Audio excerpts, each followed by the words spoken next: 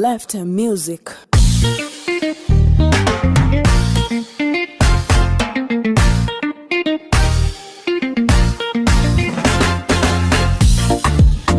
Wewe mwanamke mzuri, mke wangu.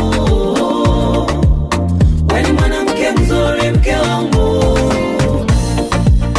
Wewe mwanamke mzuri, mke wangu.